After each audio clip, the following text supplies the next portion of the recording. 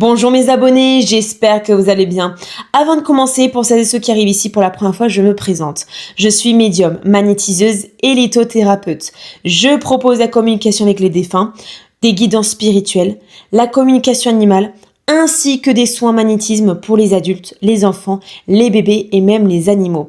Il y a une nouveauté, je propose désormais des soins de magnétisme éthique pour les chevaux. Ça peut se faire à distance comme en présentiel. C'est des soins doux, vibratoires, respectueux du rythme de l'animal.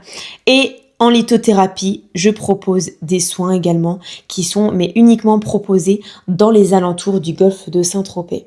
Je vous rappelle que je fais des tests gratuits tous les mardis et jeudis de 10h à 18h. Pour savoir si vous êtes atteint de magie noire ou d'un mauvais œil, s'il y a une entité sur vous, un lieu ou une personne, quels chakras sont bloqués, quel est votre taux vibratoire et quelle pierre est faite pour vous.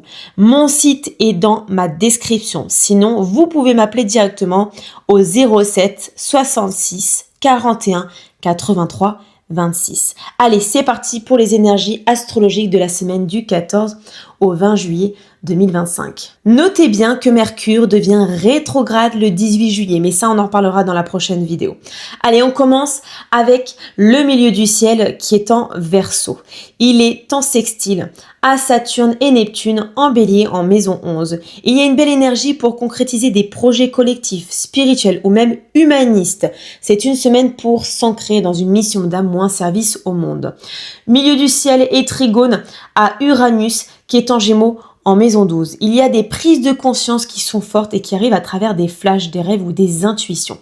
Et le milieu du ciel est en trigone à Vénus qui est en Gémeaux en maison 1. Votre rayonnement personnel vous rend magnétique. Vous attirez les bonnes personnes pour avancer dans votre vocation. On continue avec Pluton qui est en Verseau en maison 10. Il est en trigone à l'ascendant qui est en Gémeaux. Vous incarnez un pouvoir personnel qui est assez fort. Il y a une transformation positive de votre image, même de votre posture. Il reçoit les mêmes aspects que le milieu du ciel. Sextile à Saturne et Neptune en Bélier. Trigone à Uranus et à Vénus en Gémeaux. Pluton vous pousse à vous repositionner en profondeur dans votre mission de vie, à incarner un rôle plus puissant, plus authentique. Cette semaine, c'est l'occasion d'assumer pleinement qui vous êtes dans le monde. On continue avec la Lune qui est en Poisson en maison 11. Elle est en trigone à Jupiter qui est en Cancer en maison 2. Vos émotions vous guident vers ce qui est nourrissant. Il peut y avoir du soutien matériel ou affectif venant d'un cercle d'amis ou d'un collectif. Elle est carrée à Uranus qui est en Gémeaux maison 12. Attention à l'instabilité émotionnelle, à une nervosité souterraine. Et elle est carrée à l'ascendant qui est en Gémeaux. Vous pouvez vous sentir intérieurement en décalage avec ce que vous montrez extérieurement. L'important est de revenir à votre centre émotionnel. On continue avec Saturne et Neptune en Bélier en maison 11. Ils sont en sextile à Uranus qui est en Gémeaux en maison 12. Ce que vous construisez spirituellement dans le silence ou la retraite peut déboucher sur des projets concrets.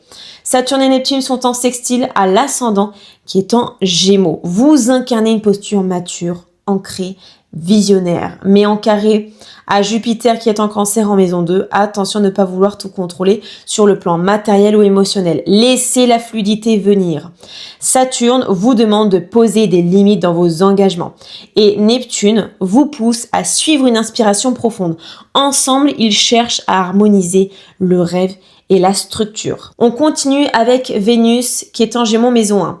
Elle est en sextile à Mercure qui est en Lion en maison 4. Les échanges sont joyeux, brillants, affectueux, donc très bon pour l'expression des sentiments dans la famille ou le couple. Mais en carré à Mars qui est en Vierge en maison 5, attention aux tensions dans les relations amoureuses ou créatives. Une certaine impatience ou critique peut créer des malentendus. Donc soyez doux et écoutez votre clé cette semaine. Vénus vous invite à rayonner avec légèreté, mais sans fuir les confrontations nécessaires. Et on termine avec le Soleil qui est en Cancer en maison 3. Alors, le Soleil ne forme pas d'aspect majeur cette semaine, mais il reste puissant pour sa position. Il vous pousse à exprimer vos émotions, à partager ce que vous ressentez et à retrouver une forme de sincérité dans votre communication. C'est une belle période pour écrire, parler, transmettre, mais toujours depuis le cœur. Et maintenant, nous laissons place au message de vos guides pour cette semaine. Cette semaine, soyez à l'écoute des signes. Tout parle, même le silence. Vos guides vous envoient des messages subtils à travers les autres.